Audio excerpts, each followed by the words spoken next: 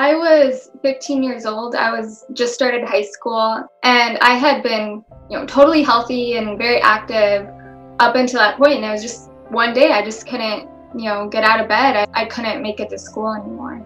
They just think, oh, you're just faking it for the attention. And my hands and my feet were freezing cold all the time. Like I always had the nausea, really trouble eating food at all. Bright lights, sometimes I just have to wear sunglasses. I really had the desire to, just get out of the house and do anything, even just going to the grocery store, like that was a big event for me. Most of the time I was homebound. And I didn't have any friends anymore. It was really lonely. When I first got diagnosed with POTS, they told me I would get better in 3 to 5 years. And then after 5 years, like I still wasn't any better at all. I was worse. So that was, really hopeless, I felt like.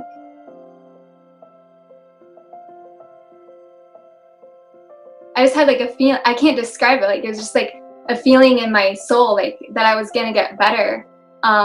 It was kind of like an exciting and like scary, hopeful feeling. I just felt like, wow, like I just feel like I had no idea why I felt that way. I just, felt that it was like a sign from God, like I was gonna get better somehow. I didn't know like how and society really shows us like, you are what you do and what your accomplishments are and your achievements. But, I felt like I was useless because I couldn't contribute to society. I felt like I was like useless. But then through that, I just realized, no, like I'm valuable, I'm worthy just because I'm a person, and that's what determines your worthiness as a person, is just who you are and not what you do.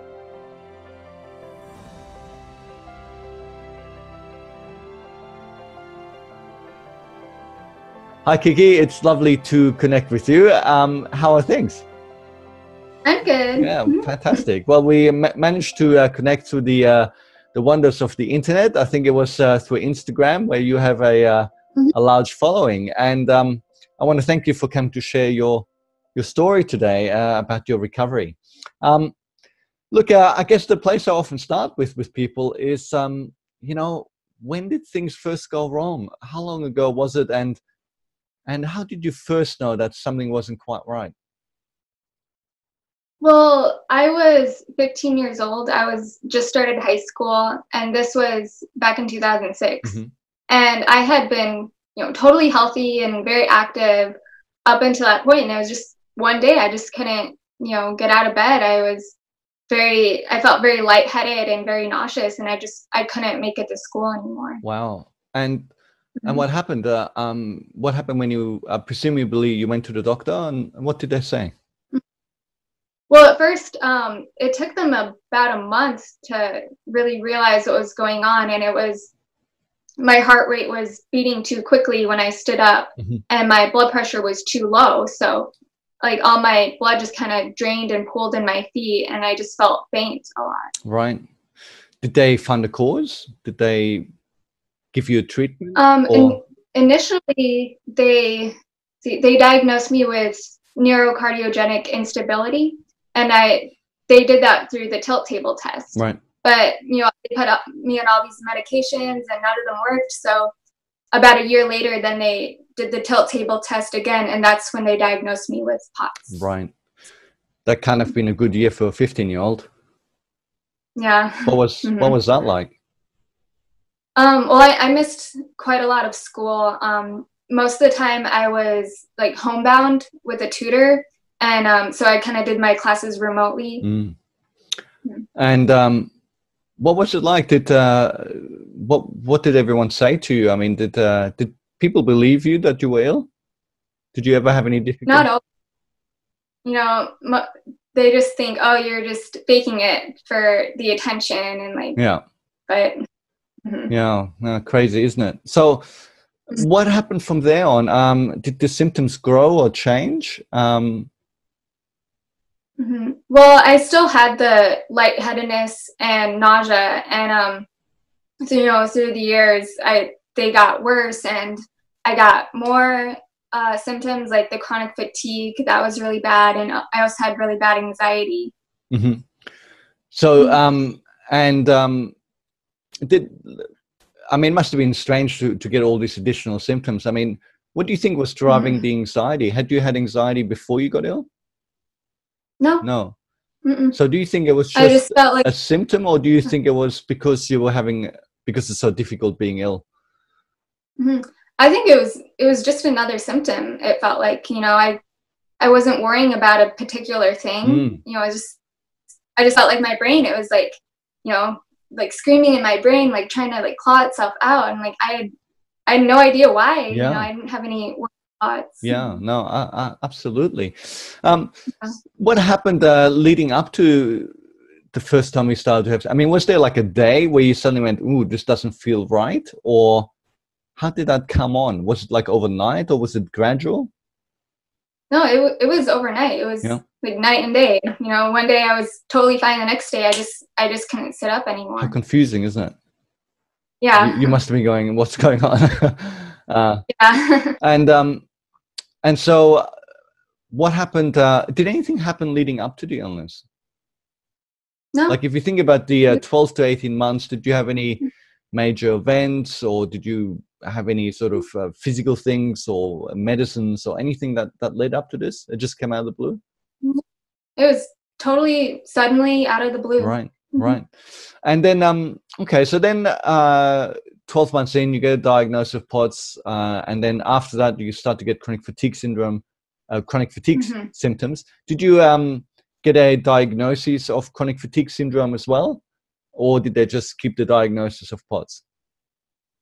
They kept the diagnosis of POTS. The chronic fatigue, it was just, I felt Like, I think it's longer than 6 months and it's considered chronic fatigue. yeah. So Okay. And then tell me how your symptoms changed as time progressed after that. You got to fatigue. Did you start to get other strange symptoms at all? Sensitivities or anything like that? Well, one thing I noticed that my hands and my feet were freezing cold all the time. I remembered we had like this metal table in the backyard, and the sun heated it up really, really hot. So I just put my hands on there just to warm them up, and it would only my hands would still be warm. 5 minutes later, it would be cold again. I just cannot figure out why my hands and feet were so cold. Yeah. No, it's strange the symptoms we can experience. Yeah. What about did you have any troubles with your gut? Yes. What was going on there? I always had the nausea, and there was a point where I had really trouble eating food at all. One thing that helped was the paleo diet, just eliminating all food that could cause inflammation in my gut. So that helped. Okay. And did you find you were like having sort of was it like IBS? Was it like constipation or diarrhea or a mix of both, or just felt uncomfortable? It was mostly like just nausea and stomach pain. They did all sorts of tests, like the gastric emptying test, the endoscopy. But, everything's totally normal. Yeah. Sure didn't feel normal, hey? No. And what were your parents saying through all this? It must have been quite frightening. They were very supportive. Yeah. Yeah, they made sure like I got to all my doctor appointments. They would drive me because I was not able to drive for a very long time. So they were such a huge support to me. Just I just thank them so much just for driving me to each doctor appointment and just really making sure that I was getting the right treatments. People often forget how important these things are. I mean, when you're chronically ill, even if there is help, you can't necessarily take advantage of it unless you got somebody to help you do that. That's a big thing. So what about, did you have any sort of sensitivities like to light or to sound or smells? Did that kind of thing happen?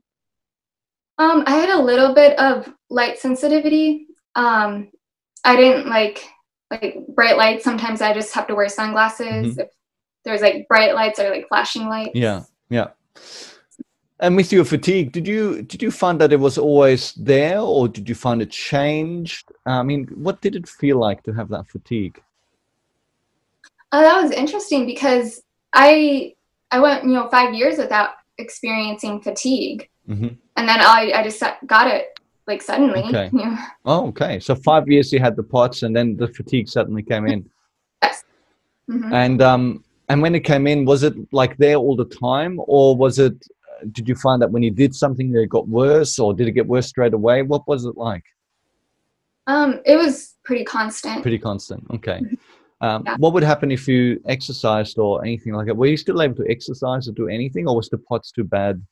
Um, well, before I got the chronic fatigue, I could exercise, and I really loved exercising. I felt like that helped a lot and strengthened my heart. But after I got the chronic fatigue, I just wasn't able to exercise anymore. Right. Right. So what was life like? I mean, what's life like? What are you doing with yourself? You're now 5 years ill. You're 20 years old. Um, Tell me, how do you spend your days? It was really boring. Yeah. Like, I really had the desire to, just get out of the house and do anything, even just going to the grocery store. Like that was a big event for me. So, most of the time I was homebound. And, I didn't have any friends anymore. And, they all, graduated high school, went off to college, and, Yeah. it was really lonely. Yeah. Did you graduate at all from high school? I did graduate from high school just through the Home study. homebound. Right. And so how would you spend your days? I mostly just, go on the internet, go on YouTube, Yeah. watch movies. Yeah. Yeah. And what do you think was your low point with the illness? It was probably like right when I got the chronic fatigue. So like at that point, like when I first got diagnosed with POTS, they told me I would get better in 3 to 5 years. Right. And then after 5 years, like I still wasn't any better at all. I was worse. So that was, really hopeless. I felt like. What treatments had you tried during this time? During that time, I had gone on like the fludrocortisone, which is a POTS treatment, and a lot of different medication like beta blockers. I can't even remember all of them, but they all made me worse. Right. I had like terrible side effects from it. I had really bad headaches, like the worst pain ever in my headache, and I would throw up because of it. And then I would go off medication, and I'd be better. Right. So for a long time, I just thought I don't want to take any medications. Like I'm just done with that.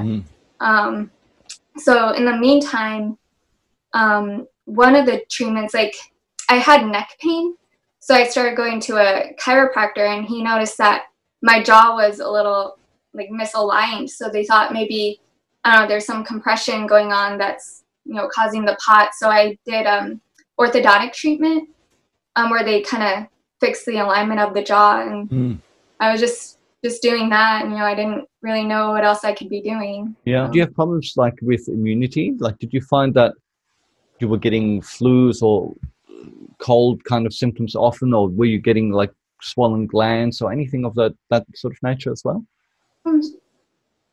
Not too much. Like I mostly stayed, inside most of the time, and sometimes when I did go out, I would wear like the medical mask because I know if I did get, it would take me like a month to recover. Right. Okay. So even from a basic little cold sort of thing, it would really wipe you out. Yeah. What were the doctors saying when you were responding so badly to the medication? Did they give you any sort of insight or suggestions? No. Yeah. Okay. It was just. They just, there's no cure, no cause. Like they just, And then, I mean, goodness, that's pretty tough to deal with emotionally, isn't it?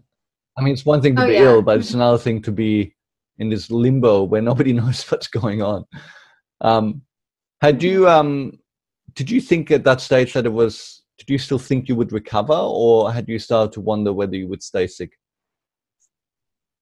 At that point, I was just taking it one day at a time. Like I wasn't even thinking about the future. I hope I was going to get better or not. But I was kind of prepared to live the rest of my life like this. Yeah. So. Yeah, that's probably a good way to handle it. You know, you don't want to overthink it, do you, when you're going through that? Yeah. So then what happened? I mean, how did you go from this? Obviously, we're going for years now. I mean, after the chronic fatigue syndrome set in, so that was 5 years in. How long after that was it that you had your turning point, would you say? I'd say about a year after I had the chronic fatigue. I just had like a feel. I can't describe it. Like it was just like a feeling in my soul, like that I was gonna get better. It was kind of like an exciting and like scary, hopeful feeling. I just felt like, wow, like I just feel like I had no idea why I felt that way. I just, felt that it was like a sign from God, like I was gonna get better somehow. I didn't know like how. Yes. It must have been a little, it's bittersweet, isn't it? It's kind of scary to get your hopes up, isn't it? Yeah. Had you been a spiritual person all along, all your life? I'd say so. Yeah. But I feel like, all that time just being alone, I had a lot of time to just reflect on, my own self. And I felt like I did grow very spiritually through the whole experience. Yeah. Tell me more about that. How did the illness help you to do that? Did the illness help you to do that, or was it just happening at the same time? I think it was the illness, through the illness, it helped me to do that. I just felt like I did grow up in like the Christian church, and so I did believe in God. And then, I just felt, so hopeless during that time, but I just felt, God is still good, even though I feel sick. So I know I just kind of grew through that. Yeah. And so you had this, this feeling. I mean, let me ask you just before we get to that. I mean, how did you feel about your illness and the symptoms? I mean, they're with you all the time. A bit like a bully, isn't it? Always in your face.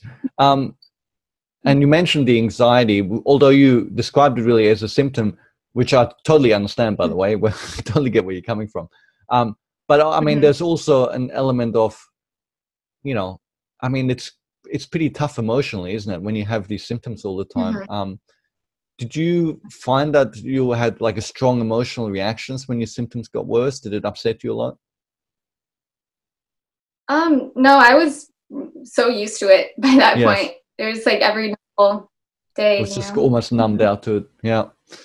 Okay, so you start to get this feeling, this insight that you're going to recover. And then what happens?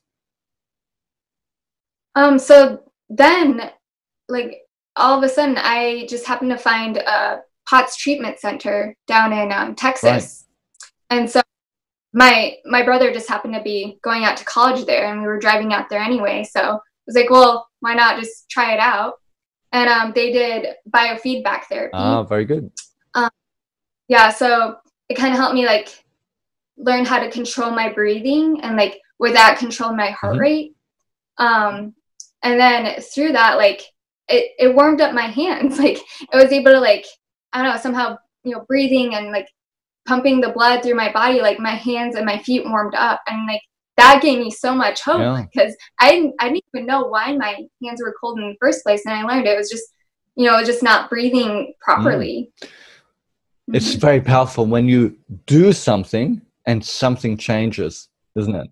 It's oh, this isn't just a bunch of luck or whatever, something that will come and go. It's like I affected this, So so tell me about this biofeedback. What did that involve? What did you specifically do? So they had a heart rate monitor. It was like attached to my earlobe. And then they had a little temperature that was attached to my finger to monitor my, the temperature of my fingers. And then it was just a screen where, it just goes up and down. You just kind of, breathe with it as, the waves go up and down. And then it controls your heart rate variability. So like when you breathe in, your heart rate goes a little faster. And when you breathe out, your heart rate goes a little slower. And somehow that just, allows the body to pump the blood, where it's supposed to go and, warm up my hands. So were you trying to sync your breathing with the screen? Is that what you were doing? Yes. Yeah. Okay. So it was looking at your natural heart rate variability and then you were syncing your breathing with that. Yes. Fantastic. And then as you were doing that, did you feel anything whilst you were doing it? Did you feel it the first day? Did you feel it after a week? What was that like? It was pretty quick that I noticed a difference. Okay. And what was the first thing you noticed? Your hands warming up? Yeah. And then what else happened with your symptoms? What else did you notice? That was pretty much the only symptom that helped.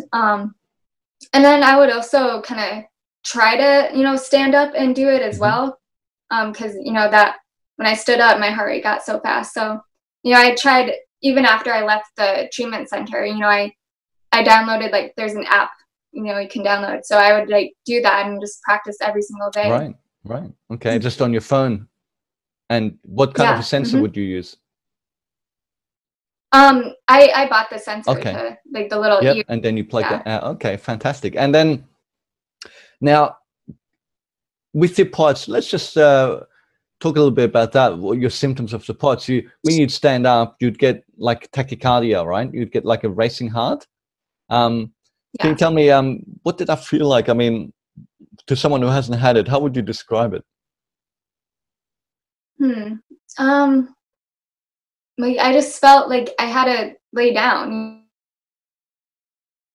I actually never fainted, as I just could tell, like, if like my vision would start to like black out, like, my hearing would get fuzzy because just all that blood was like draining from my head. So I just I need to lay down like right now, or else I would. Yeah, and your heart was it like? Did you feel like it was going to jump out of your chest, or was it just racing, or how did it feel in your chest? I would say it was just racing. Like, I didn't think it was like I know some people, they get like over 200, beats per minute. Like, I don't think mine was ever that fast. You just felt it racing. Okay. Yeah. So, okay. And now you also had so besides the POTS and then the chronic fatigue, you also had a diagnosis of Lyme. Is that correct? Yes. When did that come? Was that before the chronic fatigue syndrome or after?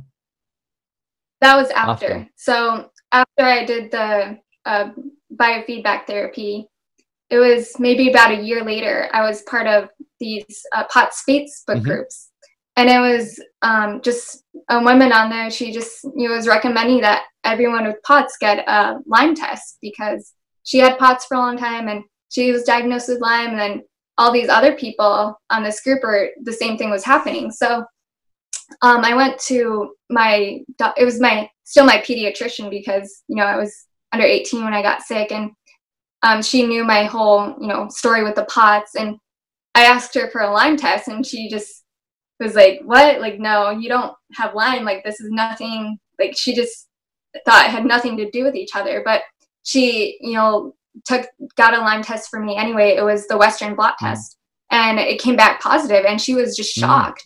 And so it's like, I'm getting all my POTS patients this test now. Yeah, interesting. And so so this is like a year after you had the test. Now, in that year, did you continue to have the biofeedback, or did you just do it at home? I just did it at home. And how did your symptoms improve? It was mostly just, the blood pumping and the circulation issues. So you still had the fatigue? Yeah. Yes. Okay. You still had the fatigue, and would you still get the POTS symptoms, like the wooziness when you stood up? Okay. Yes. So it was better, but it wasn't gone. Yeah. All right. But at least it was a step in the right direction, hey? Yeah. and so you must have been grateful. Did you consider getting more biofeedback to try and get better results? No, you just figured that was as far as it would take you. Yeah. Okay. So then, so then she diagnosed you with Lyme. How much better do you think you were at this stage compared to like when you went to the biofeedback? Like, I mean, let's say before you did the feedback, I mean, what percentage recovered were you then, and what percentage recovered were you like a year later? So before I did the biofeedback, like, I was 100% sick, and maybe, after the biofeedback, maybe, I don't know, 10% better. not that, but I don't know, at the time that's like a huge Yes. deal, Yeah, yeah. You're sick for. It just gives you hope, doesn't it? Oh yeah. I mean, that's really a huge part of the journey, is having some kind of hope that things can get better. Um, had you heard of other people who recovered? Had you come across like positive stories or anything like that? I don't think so. No. I don't think. So that makes it pretty tough, doesn't it? So, yeah, no wonder you're like me, motivated to share these kind of experiences. Yeah. Okay, so then doctor diagnoses you with Lyme. You must be, what, 7 years in now? Is that about right? Yeah, like 6 or 7 years. So what happens next? How do you progress from here? Well, the protocol for Lyme disease is you're put on antibiotics for 30 days, and then that's it. They sent me to the infectious disease specialist, and I was asking, like, is this related to POTS? And he said no. And like, well, after 30 days of antibiotics, like, I'll be better. It's like, yeah, so I have to take another Lyme test to see if it's gone. She's like, no, you'll just be better. And of course, after 30 days, I felt even worse. And so I went to a different infectious disease specialist, and he was, Lyme literate. And he put me on antibiotics. He continued it for about 7 months. And I still was not better. I was just getting worse and worse. And, eventually my insurance wouldn't pay for it anymore. They said being on antibiotics that long is like really dangerous. So I just went off of it. And, I didn't really know what to do after that. So when it got worse, what got worse specifically? All my symptoms. The chronic fatigue was probably the worst. My digestive system got worse. And yeah, I mean, the fatigue, were you, I mean, what was life like at this stage? Are you pretty much housebound, or? Yeah, I was going to like the community college. I was taking one class like a semester, right. And even that, it wore me out. But I was just, I was just really determined just to go to that one class. You want to, the rest of my classes. You want to do something, don't you? Yeah. Yeah, I totally get that. And I don't think people realize just how tough a slog that is. That one class is probably like doing like 3 degrees at once, Yeah. Yeah. Okay, so then what happens? I mean, this is not sounding like a great story. I mean, it sounds like a great story, but it doesn't sound very positive yet. How did you turn it around? What happens? Well, the infectious disease specialist that I was seeing, he was doing a lot of research with POTS and Lyme disease, and he found that, like, in a lot of these patients, they had blockage in the jugular veins. And, if you would, press on those veins, you would feel faint because, you're not getting that blood flow. And so they did an ultrasound on my jugular veins. They found like there's like a valve there, and it just wasn't working. My blood was like flowing backwards, and they said like the Lyme had like accumulated there.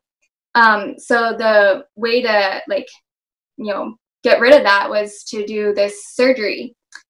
So it was called like a jugular venoplasty, where they would go in there with a balloon and just kind of open those veins back up.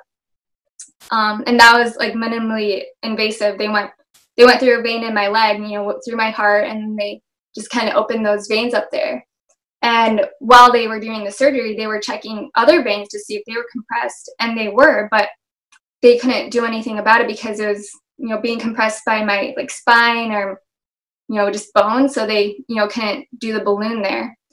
So after that, they recommended that I go to this like special chiropractic technique where they, it's not like, they didn't like crack my neck or anything. They're just kind of pressed in different spaces. And after a while, like, that really helped me. Like, it got rid of my neck pain, and like I was able to, sit up better, and my symptoms, got a little better after that. What about the surgery? Did the surgery have any impact?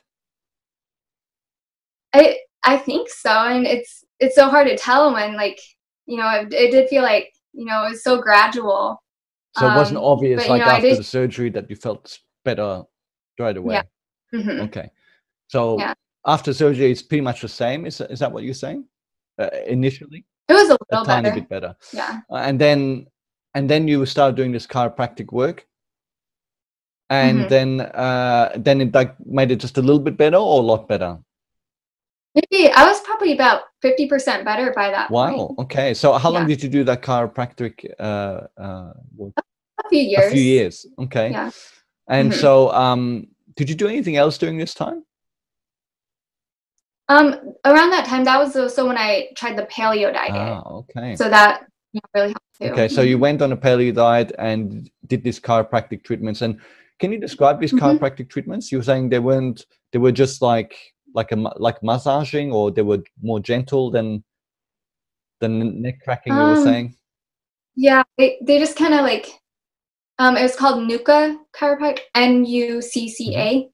And they just, I don't know how they do it. They just like press on certain areas. They, you know, measure, Yes. you know, the length of your legs and like where it's all aligned. So they kind of put these like pressure points on there and try Hmm. to align it all. And I guess it just opened up my veins there and helped with the POTS. Did you ask them Hmm. what their experience was with other patients with POTS?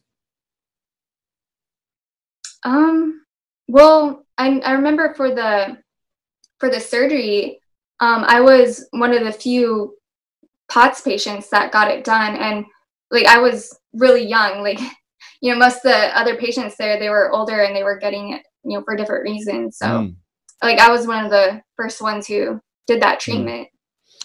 Hmm. Okay, but the chiropractor themselves, they didn't have specific experience with POTS people? I Can't don't remember. I don't No. remember. Okay. So you were seeing them for what, 2, 3 years, you were saying, and by this stage you also did the paleo diet. Did you do anything else? Not at that Okay, point. and but you got to So about I just 50% better. I mean, this is good. You hmm know, yeah, and I did try like a lot of other treatments that didn't help. like what kind of things? Like um I did like laser therapy treatment where they like a lot of times they use it to reduce inflammation with the lasers. And then this one they said like they knew like the frequency of the Lyme disease, and then they would, you know, enter that into the laser and then, you know, try to target, but I didn't really feel like that helped at Mm. all.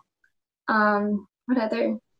I did I saw like a holistic like naturopath doctor, and like, you know, it seemed like, you know, it helped, but it didn't like help like Yeah. significantly. And what did they do? And I also the the holistic doctor, she did treatments with like the I think it's Mhm. homeopathy. Um, just like different treatments with that, and see what else did I do? I think I don't know. It's hard to it's hard to Did you remember. try You know, acupuncture or any other complementary I therapy? but I didn't have a very good reaction to that. I had like very really bad Right. anxiety, and I tried it a couple times, but both times it happened. So I'm like, I don't want to do this Yeah. treatment. Okay. Mhm. So, okay, so kind of a slow boil, things of about 3 years, 50% better. I mean, 50% better is 50% better. You must be happy, Yes. right? Mhm. That's great. So at this stage, but then what? Did it plateau? Did it just slow down the improvement, or? Yeah, I was, you know, kind of the same, and but like I was really happy with it, you know, because being 50% better, I could do 50% more things. Mhm. I did learn how to drive, and I was able to drive myself, and I was able to like make friends again. I started going to this college group at my church. You Mm. know, every week I had to push myself to go, and so like I was like happy, you know, even though I wasn't 100% At least better. you're So functioning. You've got some life, right? yeah. Much Mhm. different than just being stuck inside. Um, and Mhm. okay, so you're 50 now. Let me ask you. You mentioned a paleo diet. When you made the change to go to the Mhm. paleo diet, did you find that Mhm. that was difficult, and or did it change? Did it have any negative impacts on you in the beginning? No, it was really easy change for me because I almost my stomach felt better almost immediately. So like I like all these, you know, breads and carbs and stuff, like it was so easy for me to, Yes. get that out of my diet just because like it helped me feel so much Yeah. better. Yeah. So that was the main thing, do you think, was the gut symptoms went away when, Yeah. yeah. And okay, Yeah. so now what do you do? 50% down the road, and things are sort of slowing in terms of the progress. Hmm. What do you do now to take it to the next level? Yeah, well, I just happened to find this naturopathic doctor who worked with a lot of POTS and Lyme patients, and she did IV therapy. And it was first I got a bag of saline, which helped with like the POTS because like I had like the Mm. hypovolemia, like the low blood volume. And then the second bag was vitamin B complex, vitamin D, calcium, and a little bit of magnesium, and then the Hmm. glutathione. And I started doing that maybe like twice a week, and then I started feeling better. And I just kept doing it, and then I started feeling better, so I went down to just doing it one time a week, and like eventually I just once every other week, and then I just started doing it whenever I felt symptomatic. I would go in there every month or Mm. so. So And I feel like that was definitely one of the treatments that helped me the was it most. expensive? Hmm. Yes. Okay. Was Yeah. it were all the treatments expensive, or some more expensive than others? They were Yeah. all very expensive. Most of the time the insurance wouldn't pay for it at Yeah. all. So. Yeah. Mhm. And okay, so you were getting these infusions. You were still continuing with the Mhm. chiropractic, or did you Um, stop? I think that it probably overlapped a Overlapped a little. little. And Yeah. then what? Did that take you to what? To what level did that take you? I mean, I felt like almost pretty much better by then, after a few years after that, Okay. you know. So you did these Mhm. infusions for a couple of years. Yes. Okay. Hmm. That's a lot of infusions, hey? You must have felt Yeah. like you needed a permanent tap or something. Yeah. Okay. So and for how long did you do it, like twice a week and once a week? Was it like for like A few months, I a few think. months, twice a week? It's Yeah. harder. Yeah. And then what do you see, Hmm. what about once a week? Did that last for like a whole year or a couple of years, or was it just for 6 months? Just a few months. A few months. Okay. Yeah. Mhm. So and then you would just have it what, once every few months, is that right? Yeah. Well, whenever I felt like I needed Okay. it. Did you find that certain things would bring your symptoms on? Um, Sometimes, like I guess stress would, it would bring it on. I didn't like sometimes like watching like a loud movie or like a high action movie is like kind of distressing to my body. Mm. I it's hard to explain, or like if someone was yelling, like that would like I don't know, like my heart would like start racing again, and it kind of made me more Mm. symptomatic. Mm. Okay, so so you did these intravenous treatments, you Hmm. chiropractor, everything sort of slowed down, and you approached a full recovery. How did you Hmm. feel when you started to get symptoms at this stage? I mean, if you had little setbacks or symptoms coming on, did you still? I just Yeah, I just kept moving forward. I really felt like I was gonna be healed 100%. Okay. I just kept moving forward. Weren't you Hmm. scared that when you'd get symptoms that, oh, that maybe you'd have a setback, or that you're going to get really sick? Did you have any major setbacks along the way? I Yeah. did. One of the major setbacks was there was a point I just could not eat food at all. I still I still don't know why. That was it, and I had lost a lot of weight, and so like I was really scared at that point. Because like I thought I was gonna die. Like I was just so underweight, and so like eventually I got over that, What was and that, before the paleo just diet, or after? that was After. after. Okay. So what do you think triggered that? Why did that suddenly come on? I Don't don't know. know. Like still to can't figure So it you were out. doing well. You were on the paleo diet. You were your gut symptoms were going down, and then what? Suddenly, out of the blue, you got what, sensitive? Is that what happened? I I just couldn't. Any food I ate, I just had terrible stomach pain and terrible Right. nausea. When you had other setbacks, what happened? Did you just get a sense of faith that you were going to be okay, or did you? I mean, there's a lot of fear involved. I mean, it's like your whole adult Hmm. life. I mean, at this stage, I know. Yeah, How long were you sick in total? 10 10 years. years. So, Mhm. and obviously the last, what, 2 or 3 years, you were reasonably well, over 50%, I guess. Mm. And then Yeah. obviously you did the IV, and that was pushing you towards the Hmm. 100%. But as you were doing that, I mean, if you get like a flare up of symptoms, Hmm. I just wonder what's going on in your head, because people get so scared, Yeah. I don't know, just, I didn't really set like a time limit for myself to get better. I just thought, well, I have the rest of my life to get better. Like, Yes, just progress, and no matter how slow it takes, like, yes. if I'm gonna be sick another year, then I'm gonna be sick another year. Just have to keep moving Mm. forward. Makes sense. Hmm. Focus on the progress. I mean, you're Huh? done from 0 to 50, from 50 to 70. I mean, it's all good, right? But a lot Mhm. of people find that when they get those symptoms flare up, it just freaks them right out. They think, oh no, I'm going to go all the way back again. Did you ever have those moments? Um, And if not, what do you think helped you not to think that way? I'm kind um, of putting words in your mouth, so I yeah. apologize. So first question, did you ever Um, have those sort of thoughts?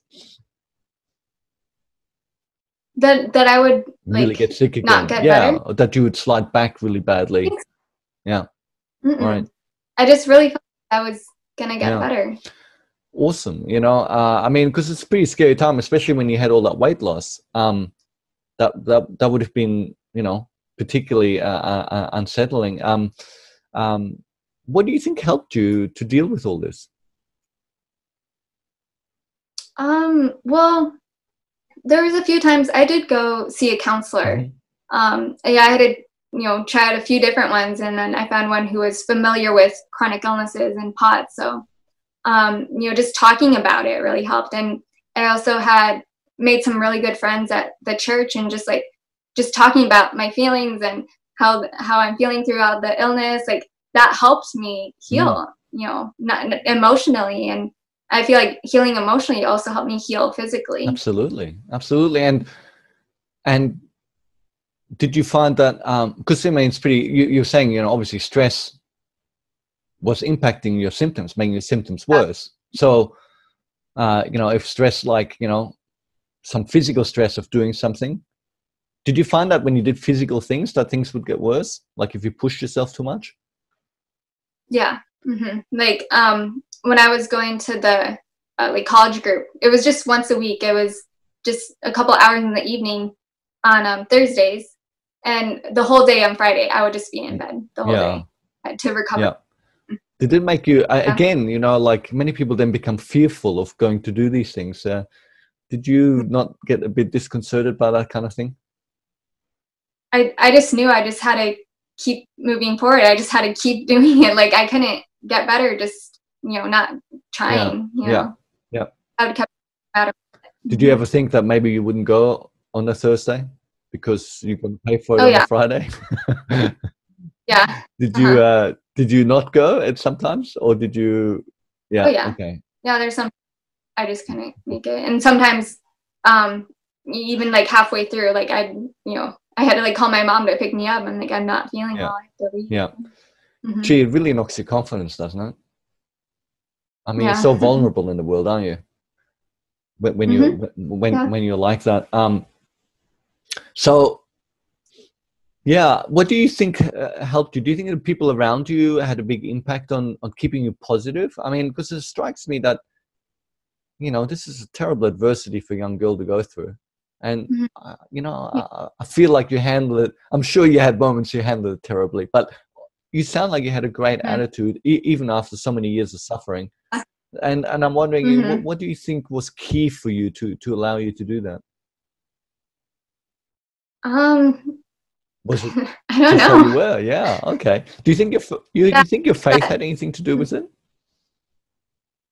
Yeah, and just faith that I was going to get better. Yes. You know, Because you mentioned earlier you had that moment where you felt that religious moment where you felt like God spoken to you. Is that something that stayed with you afterwards? That did you always stay connected to that feeling?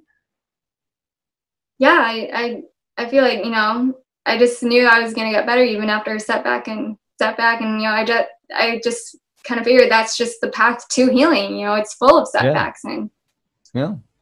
That's awesome. It's really awesome. I mean, and then when you get to a point, I mean, how do you know you when you're fully well? I mean, is it a moment where you suddenly go, "Hey, I'm there," or is it come gradually on you? Did you find that you did something in particular and you go, "Wow, I can't believe I'm doing this," because you'd never done it before? What was that?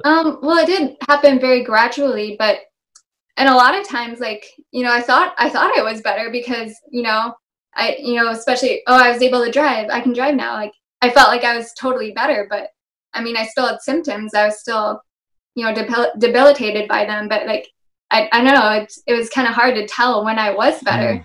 But I did, you know, eventually. I was just like, I don't know, just one day, like, I feel better. Like I just kind of noticed that. Yeah. And so now that so it took all in all, it was 10 years, is that right?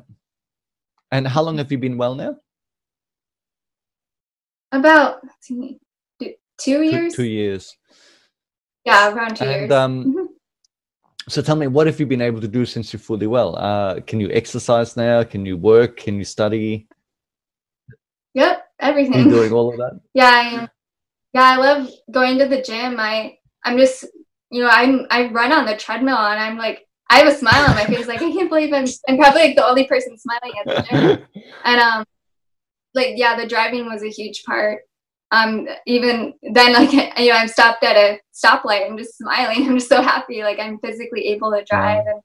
And I'm, you know, started a little part-time job, and I started, you know, going back to school. I did graduate with my associate's degree when I was sick. Just going to class, you know, one time a semester, or one class a semester. And I graduated. It took me 7 years to get my associate's. I tell you. Yeah. That's a I was in real sign of determination. Well, good for you. Yeah. But then, like, after I got better, I just feel like, you know, I want to share my story. I want to share what happened to me. And, you know, I was really involved with the church. So I started taking online courses for like Christian leadership. Fantastic. You know, I really hope to someday just like have a ministry for people with chronic illnesses, because you know, I didn't really feel like there was one for me. So I just, you know, want to do that. So now I'm taking, you know, it's a full, like, full-time, you know, schooling, and it's all like online courses too. So then I can, you know, do my modeling part-time too on Instagram. Yeah, fantastic. It sounds like you've got a full schedule. And what gifts do you think you received from the whole experience? Compassion, I guess. You know, society really shows us, like, you know, you are what you do, and what your accomplishments are and your achievements. But, you know, I felt like I was useless because I couldn't contribute to society. I felt like you know, I was like useless. But then through that, I just realized, no, like, I'm valuable, I'm worthy just because I'm a person, you know. And that's what determines your worthiness as a person, is just who you are and not what you do. How did you find that? I mean, you know, I appreciate what you're saying, you know, deeply. And I'm like, how did you manage to do that? You know, you're lying there and, you know, housebound for years. You can't go anywhere without feeling sick, having to call mom to rescue you. I mean, we're talking like nearly a decade. And how do you find this? What was your process? Did anything help you? I mean, I'm just wondering, how does that happen? Because not everyone does that journey, you know? Well, you know, I was, you know, very reflective, and, you know, I just had all this time on my hands, and I did pray a lot. And I think just like through that prayer, like reflecting with prayer, and just like, you know, seeking the truth and like insights, I just, I don't Did you read a know. lot? Not really. No. No. Okay. And do you think that this was something that happened early on in your journey, or was this later on that you found this? Maybe like,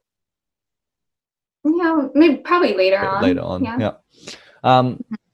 So I guess, do you ever worry about the illness coming back or things like that? When people say things like negative things like that to you, how do you feel about that? Well, like the Lyme bacteria, it's still in my blood. Right. So you had a test to confirm it's still there. So it could come back, Yeah. but I don't know. But, I don't feel it, and I don't know the future. Isn't that interesting? But you haven't had any treatments in years, right? Mm-hmm. Right. Yeah. So you have no treatments. The Lyme bacteria is there, but it's not creating a problem for you. I find that is a really powerful insight to share. And obviously, there's, people talk about how things can get worse and things like that, but why would it have to? Like, it doesn't have to, does it? Yeah. Do you think you've learned anything out of your experience of the illness in terms of how you live your life that makes it less likely that you would get like a chronic illness? Well, through the whole experience, I did learn a lot about health and healthy living. I still stay away from gluten and sugar because those can, like the Lyme bacteria can like feed on those. So I stay away from that. And, the exercising still really helps. And just looking after yourself physically and emotionally, I would imagine. Yeah. Kiki, I love your story. Tell me, what's your message to people? What would you say to someone who, because there's a lot of scary stories out there, whether it's CFS, POTS, fibro, Lyme, and when people go through years of, you obviously went through a long time of antibiotics and it doesn't do anything, and you read all these horror stories. The internet's scary, right? What's your message to people who are still freaked out about all this? Just to keep moving forward. Yeah. Stay focused. There was a point, like, I really thought I was going to die. Like, it is really scary. And I just really feel like that's the part of the journey of healing is, going through all that. And just to keep moving forward. And even though it gets really tough, it gets really scary, even if you feel like you're going to die, like, the only way to get where you're going is to move forward. So. Yeah. It sounds really simplistic, but there's such power in what you say, and it's so easy, isn't it, in life sometimes to overcomplicate things. At the end of the day, what choice have you got? People often tell me this when they recover. They say, what choice did I have? What choice did I have? I had to do something to keep moving forward, and I find that sometimes it's often I find people are often at their worst before they start to get better, because they find that motivation slash desperation. So look, thank you very, very much for sharing your story. I really appreciate it. I think it's amazing what you have done. And where can people follow you or find you? Yeah, I'm mostly on Instagram at Chronically Healed. Okay, fantastic. So we'll include a link underneath, and so people can see little snippets of wisdom, which I see all the time, and they really reflect that you're somebody who's lived it. I can see the wisdom that comes through in your posts. They pop up on my Instagram every day, so it's great to see. So thank you very much for sharing your story, Kiki. Yeah, thank you for reaching out to me and interviewing. You're welcome. Cheers.